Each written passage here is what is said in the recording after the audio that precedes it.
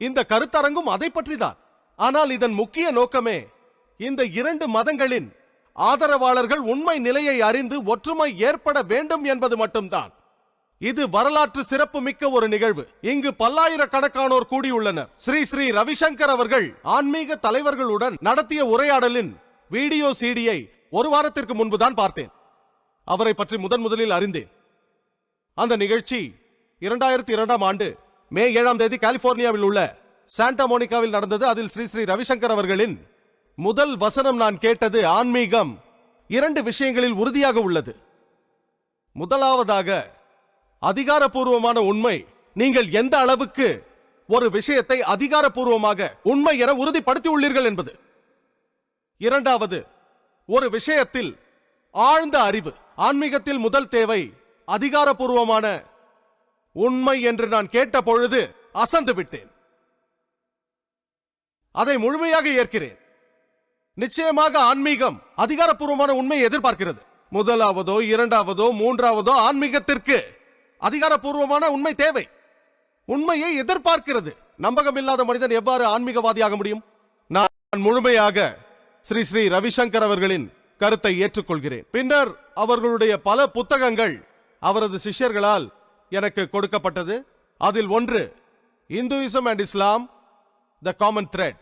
நான் அந்த புத்தகத்தை படித்த பொழுது நிச்சயமாக ஸ்ரீ ஸ்ரீ ரவிசங்கர் அவர்களின் முக்கிய நோக்கம் இந்துக்களையும் முஸ்லிம்களையும் ஒன்று சேர்ப்பதுதான். இதுதான் Hinduism and Islam the common thread. Sri Sri Ravishankar அவர்கள் எழுதிய புத்தகம். நானும் ஒரு புத்தகத்தை எழுதியிருக்கிறேன், similarities between Hinduism and Islam. இந்த இரு புத்தகங்களின் தலைப்பில் நாங்கள் இருவரும் ஒரே கருத்துக்களை பரிமாறிக்கொள்கிறோம். ஆனால் அந்த புத்தகத்தில் சில கருத்துக்கள் அதிகாரப்பூர்வமற்றதாக இருப்பதை நான் கண்டேன். குறிப்பாக இஸ்லாத்தை பற்றிய கருத்துக்களை தங்கள் முன்வைப்பது எனது கடமை. ஸ்ரீ ஸ்ரீ ரவிசங்கர் அவர்கள் தனது புத்தகத்தில் முதல் பகுதியான ஓர் இறை நம்பிக்கையில் எழுதுகிறார். பக்கம் 2, இந்து மதம் பல கடவுள்களை கொண்ட மதமாக காணப்பட்டாலும் அது அதற்கு எதிர்மறையாக ஒரு கடவுளைத்தான் நம்புகிறது. அதை நான் 100% ஏற்றுக்கொள்கிறேன். அதைத்தான் நான் இவ்வளவு நேரம் உங்கள் முன் பேசினேன். அவர் மேலும் அந்த புத்தகத்தில் சொல்கிறார், இந்து மதம் அத்வைத்தம் எனும் ஒரு கடவுளை நம்புகிறது. வானவில் 7 வர்ணங்களை கொண்டதாக இருந்தாலும் அது ஒரு வெள்ளை வெளிச்சத்திலிருந்து வந்ததே. அதே போல் 33 கோடி தேவர்கள், ஆண் பெண் கடவுள்கள் எல்லாம் ஒரு பரமாத்மாவிலிருந்து வந்தவர்களே. இந்த உதாரணத்தில், அதாவது ஒரு வெள்ளை ஒளியிலிருந்து எப்படி 7 வர்ணங்கள் வந்ததோ அதே போல் ஒரு பரமாத்மாவிலிருந்து 33 கோடி தேவர்கள், ஆண் பெண் கடவுள்கள் வந்தார்கள் என்பதில் நான் முரண்பாட்டை காண்கிறேன். ஏனென்றால் நான் ஒரு மருத்துவன் மற்றும் அறிவியல் ஆராய்ச்சியாளன். ஆகவே நாம் அறிந்ததே ஒளி 7 வர்ணங்களால் உருவாக்கப்பட்டது. விப்கியார், ஊதா, கருநீலம், நீலம், பச்சை, மஞ்சள், ஆரஞ்சு மற்றும் சிகப்பு. ஆனால் ஒவ்வொரு வர்ணமும் வெள்ளை நிறத்தை கொண்டது அல்ல. இந்த 7 வர்ணங்களின் சரியான சேர்க்கையே வெள்ளை ஒளியை உருவாக்குகிறது. 7 தனித்தனி வர்ணங்களும் வெள்ளை கதிர்கள் அல்ல. ஆனால் இந்த 7 வர்ணங்களில் ஒன்று குறைப்பட்டாலும் அது பரிபூரண வெள்ளை ஒளியை உருவாக்க முடியாது.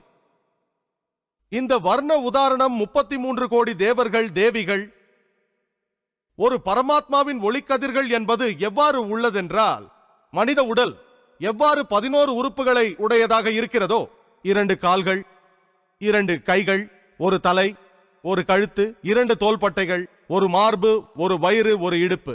ஆனால் இவ்வுறுப்புகள் தனித்து ஒரு முழு மனிதனை உருவாக்க மாட்டாது. எல்லா பாகங்களும் சரியான விகிதத்தில் பொருந்தினால் மட்டுமே ஒரு முழு மனிதனை உருவாக்க முடியும்.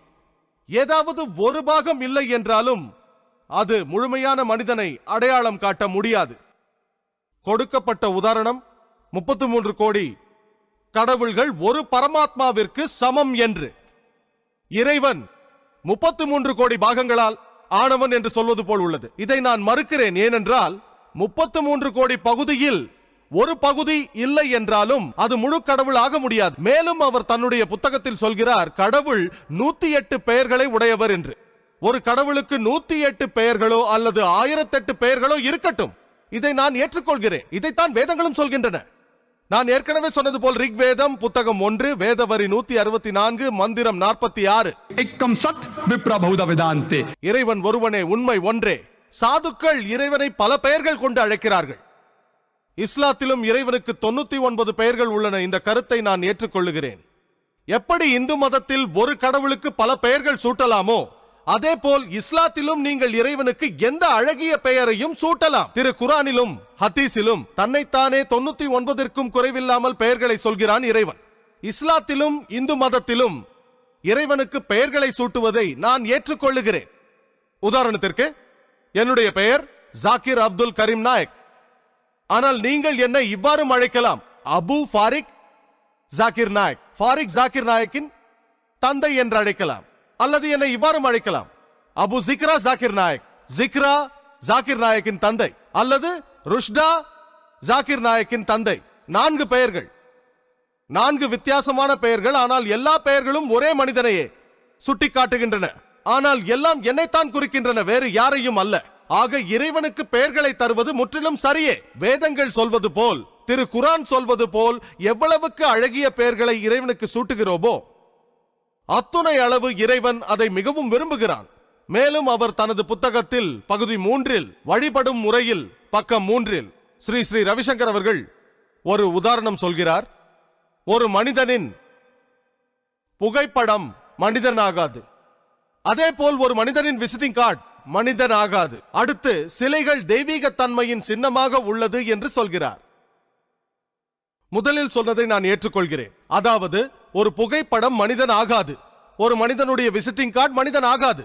ஆனால் சிலைகள் தெய்வீக தன்மையின் சின்னம் என்று அவர் சொல்வது இந்த வேதங்களை பற்றிய எனது சிற்றறிவுக்கே தவறாக தோன்றுகிறது. ஏனெனில் யஜுர்வேதம் அத்தியாயம் 32 வசனம் 3க்கு எதிரானது. न तस्य प्रतिमा अस्ति. இறைவனுக்கு இணை இல்லை என்று சொல்கிறது. இறைவனுக்கு இணை இல்லை, அவனை போல் எதுவும் இல்லை. அவனுக்கு உருவம் இல்லை, அவனுக்கு படம் இல்லை, அவனுக்கு புகைப்படம் இல்லை, அவனுக்கு சிற்பம் இல்லை, அவனுக்கு சிலை இல்லை. சிலை இறைவனுடைய விசிட்டிங் கார்டாக முடியாது. ஏனென்றால் விசிட்டிங் கார்டு ஒரு மனிதனுடைய வேலை செய்யும் இடம் அல்லது வீட்டு முகவரி. ஆகவே இந்த விசிட்டிங் கார்டு இறைவனை ஒரு குறிப்பிட்ட இடத்தில் மட்டும் உள்ளான் என்று பொருளாகிறது. ஒரு வாதத்திற்காக நான் சிலையை கடவுளின் சின்னம் என்றும் புகைப்படம் என்றும் விசிட்டிங் கார்டு என்றும் ஏற்றுக்கொண்டாலும், உதாரணத்திற்கு ஒரு பெரிய மனிதர் எனக்கு பண உதவி செய்வதாக வாக்களிக்கிறார் என்று வைத்துக் கொள்வோம். சில நாட்களில் அவர் அந்த பணத்தை தன்னுடைய காரியதரிசி மூலமாக எனக்கு கொடுத்து விடுகிறார். எனக்கு பணம் கொடுப்பதாக வாக்களிக்கும் போது தனது விசிட்டிங் கார்டையும் எனக்கு கொடுக்கிறார் என்று வைத்துக் கொள்வோம். இப்போது நான் அந்த விசிட்டிங் கார்டிடம் எனது நன்றியை சொல்வது அல்லது நான் அவருடைய புகைப்படத்தை எங்கேயாவது கண்டால் அந்த புகைப்படத்திடம் போய் நன்றியை சொல்வது நிச்சயமாக அறிவுடைமை ஆகாது. குறைந்தபட்சம் நான் என்ன செய்ய வேண்டும் என்றால் தொலைபேசியிலாவது தொடர்பு கொண்டு நன்றி சொல்ல வேண்டும். சிலைகளானது இறைவனுடைய நிழல் படம் என்றோ அல்லது விசிட்டிங் கார்டு என்றோ ஏற்றுக்கொண்டாலும் இதை நான் ஏற்றுக்கொள்ளவில்லை. இருப்பினும் ஒரு வாதத்திற்காக ஏற்றுக்கொண்டாலும் விசிட்டிங் கார்டிற்கோ நிழல் படத்திற்கோ நன்றி சொல்வது எவ்வாறு அறிவுடைமையாகும்? இது பெரும்பான்மையான இந்து வேத வல்லுநர்களால் ஏற்றுக்கொள்ளப்பட்டது. ஏனெனில் சிலை வணக்கம் இந்து மதத்தின்படி தவறானது. அவர்களுடைய கருத்து என்னவென்றால், வேதத்தில் ஞானம் குறைந்த கீழ்த்தட்டு மக்களுக்கு இறை வணக்கத்திற்கு சிலை தேவைப்படுகிறது. ஆனால் நீங்கள் ஞானத்தில் உயரும் பொழுது இறை வணக்கத்திற்கு சிலைகள் தேவையில்லை. இதைத்தான் ஸ்ரீ ஸ்ரீ ரவிசங்கர் அவர்களும் நான் பார்த்த அவருடைய சில விசிடிகளில் சொல்லி இருக்கிறார். அறிவு ஞானத்தில் முதிர்ச்சி அடையும் பொழுது இறை வணக்கத்திற்கு சிலைகள் தேவையில்லை. அறிவு ஞானம் குறையும் பொழுது சிலைகள் தேவை. இதுதான் உண்மை நிலை என்றால் முஸ்லிம்களாகிய நாங்கள் எப்பொழுதோ உயர்நிலையை அடைந்து விட்டோம் என்று என்னால் சொல்ல முடியும். ஏனெனில் எங்களுக்கு இறைவனை வணங்குவதற்கு சிலைகள் தேவையில்லை. ஸ்ரீ ஸ்ரீ ரவிசங்கர் அவர்கள் தனது புத்தகத்தில் பக்கம் 4 சொல்கிறார், இஸ்லாம் உருவமற்ற இறைவனை உறுதியாக நம்புகிறது என்று சொல்கிறார். இருப்பினும் மக்காவில் உள்ள காபாவை இறைவனின் சின்னமாக ஒப்புக்கொள்ளுகிறார்கள். இறைவன் எல்லா இடத்திலும் இருக்கிறான் என்று அவர்கள் நம்பினாலும் காபா திசையை நோக்கி மட்டுமே அவர்கள் வணங்குகிறார்கள். மேலும் அவர் சொல்கிறார், உருவமற்ற இறைவனை உருவத்தின் மூலம் வழிபடுகிறார்கள். அதாவது முஸ்லிம்கள் அல்லாவை காபாவின் ரூபத்தில் வழிபடுகிறார்கள் என்று சொல்வது முற்றிலும் தவறானது. இவ்வாறாக எந்த ஒரு இஸ்லாமிய புனித நூல்களிலும் குறிப்பிடப்படவில்லை. எந்த ஒரு முஸ்லிமும் காபாவை வணங்கியதாக ஆதாரம் இல்லை. இறைவனை காபா ரூபத்திலும் வணங்கியதில்லை. அவ்வாறான வணக்க முறைகள் இஸ்லாத்தில் கண்டிப்பாக தடை செய்யப்பட்டுள்ளன. அல்லாஹ் திருக்குரானில் சூரா அல் பக்ரா அத்தியாயம் 2 வசனம் 144 சொல்கிறான், நீங்கள் எங்கு இருந்த போதிலும் உங்கள் முகங்களை புனித பள்ளியின் பக்கம் திருப்புவீராக, காபாவின் திசையை நோக்கி. அது எங்களது கிப்லா, எங்களது திசை. நாங்கள் ஒற்றுமையை நம்புகிறோம். நாங்கள் தொழுகையில் முன்னோக்க வேண்டிய திசை எது? எந்த திசை? வடக்கா, தெற்கா, மேற்கா, கிழக்கா? ஒரு ஒற்றுமைக்காக நாங்கள் ஒரே திசையில் தொழுகின்றோம். அது எங்கள் காபாவின் திசை, அது எங்கள் கிப்லா. முதலில் 1154 அல் திரிசி என்ற முஸ்லிமானவர் அப்பொழுது உலக வரைபடத்தை வரைந்தார். அவர் வரைபடத்தை வரையும் பொழுது தெற்கு மேல்புறமாகவும் வடக்கு கீழ்ப்புறமாகவும் வரைந்தார். அப்பொழுது காபா நடுவில் இருந்தது. பின்னர் மேற்கத்தியர்கள் வடக்கு மேல் துருவமாகவும் தெற்கு கீழ் துருவமாகவும் வரைந்தனர். அப்பொழுதும் காபா நடுவில் தான் இருந்தது. ஆகையால் நீங்கள் வடக்கில் இருந்தால் தெற்கை முன்னோக்குவீர், தெற்கில் இருந்தால் வடக்கை முன்னோக்குவீர். நீங்கள் கிழக்கில் இருந்தால் மேற்கை முன்னோக்குவீர், மேற்கில் இருந்தால் கிழக்கை முன்னோக்குவீர். நாங்கள் மக்காவில் சென்று ஹஜ் உம்ரா செய்யும் பொழுது காபாவை சுற்றி வலம் வருகிறோம். இது இறைவனின் கட்டளையாகும். நான் ஒவ்வொரு முறை சுற்றி வலம் வரும் பொழுதும் எனக்கு ஏற்படும் சிந்தனை என்னவென்றால், இறைவன் ஒருவனே என்ற உணர்வு வலுப்பெறுவதே ஆகும். இதனால் உருவமற்ற இறைவனை நாங்கள் உருவத்தோடு வணங்குகிறோம் என்று சொல்வது இஸ்லாத்தை பொறுத்தவரையில் மிகப்பெரிய தவறாகும். மேலும் ஸ்ரீ ஸ்ரீ ரவிசங்கர் அவர்கள் அதே புத்தகத்தில் பக்கம் 26 எழுதுகிறார், நபி முகமது அவர்கள் மக்காவுக்கு திரும்பிய பின் காபாவில் உள்ள அனைத்து சிலைகளையும் அழித்தார் என்று சொல்கிறார். நடுவில் உள்ள வணங்கும் பொருளான ஒரு கருப்பு கல்லை தவிர காபாவின் மத்தியில் உள்ளது கருப்பு கல் என்று சொல்வது முற்றிலும் தவறு. அது உண்மைக்கு புறம்பானதும் கூட. இதற்கான எந்த அதிகாரப்பூர்வமான அத்தாட்சிகளையும் நீங்கள் காண முடியாது. எந்த இஸ்லாமிய புனித நூலிலும் சரி அல்லது எந்த வரலாற்று நூல்களிலும் சரியே, கருப்பு கல்லான ஹல் அஜ்ருல் அஸ்வத்தை அரேபியாவில் எந்த காலத்திலும் சிலையை வணங்குபவர்கள் கூட வணங்கியதில்லை. மேலும் பக்கம் 6 ஸ்ரீ ஸ்ரீ ரவிசங்கர் அவர்கள் எழுதுகிறார்கள், இந்துக்களும் முஸ்லிம்களும் இறை வணக்கத்திற்கு முன்பு முகம் கை கால்களை கழுவுகிறார்கள். இது அரேபியாவில் ஆதி காலத்திலிருந்தே வந்த பழக்கம். அதை முஸ்லிம்கள் பற்றிக் கொண்டார்கள். இது எந்த அடிப்படையும் அற்றது. தவிர யூத கிறிஸ்தவ பாரம்பரியத்திலும் காணப்படவில்லை. இந்துக்களும் முஸ்லிம்களும் இறை வணக்கத்திற்கு முன் கை கால்களை கழுவுகிறார்கள் என்பதை நான் ஒப்புக்கொள்கிறேன். இந்துக்கள் இதை செய்கிறார்கள் என்பதில் மறுப்பேதுமில்லை. ஆனால் இந்த வேதகால பழக்கம் அரேபியாவிலும் இருந்தது. மற்றபடி இதற்கும் யூத கிறிஸ்தவ பாரம்பரிய சம்பிரதாயத்திற்கும் எந்த சம்பந்தமும் இல்லை என்று ஸ்ரீ ஸ்ரீ ரவிசங்கர் அவர்கள் சொல்வது முற்றிலும் தவறே. ஏனெனில் நான் பைபிளையும் கற்றவன் என்பதால் இது பைபிளின் பழைய ஏற்பாட்டில் மட்டுமின்றி புதிய ஏற்பாட்டிலும் இடம்பெற்றுள்ளது என்பதை என்னால் உறுதியாக சொல்ல முடியும். பைபிளின் பழைய ஏற்பாட்டில் யாத்ராகமம் அதிகாரம் 40 வசனம் 31 மற்றும் 32, அதில் மோசேயும் ஆரோனும் அவனது குமாரனும் தங்கள் கைகளையும் கால்களையும் கழுவினார்கள், கர்த்தர் மோசேவுக்கு கற்பித்தவாறு. மேலும் புதிய ஏற்பாட்டில் அப்போஸ்தலர் நடவடிக்கைகள் அதிகாரம் 21 வசனம் 26 படி, அப்பொழுது பவுல் அந்த மனுஷரை சேர்த்து சுத்திகரிப்பு செய்து கொண்டு கர்த்தர் முன் பிரவேசித்தார். ஆகவே புதிய பழைய ஏற்பாடுகளில் காணப்படுகிறது.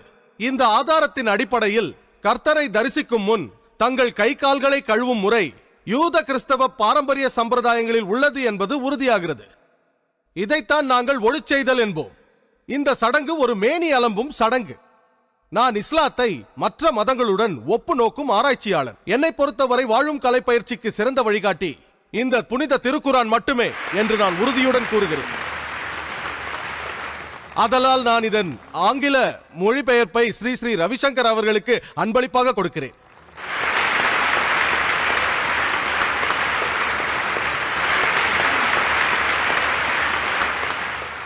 இஸ்லாத்தை நம்புகிறவர்களை மற்ற பெரும்பாலான மதத்தினை சார்ந்தவர்கள் இறைவன் மனிதன் உள்ளிட்ட தனது படைப்பினங்கள் உருவில் அவதாரம் எடுக்கக்கூடியவன் என்ற தத்துவத்தை நம்புகிறார்கள்.